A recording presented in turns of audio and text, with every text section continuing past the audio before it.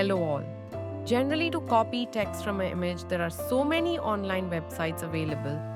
But today we will use the built-in Snip tool in Windows 11 to take a screenshot of the image and then use the provided tool to select the text from it.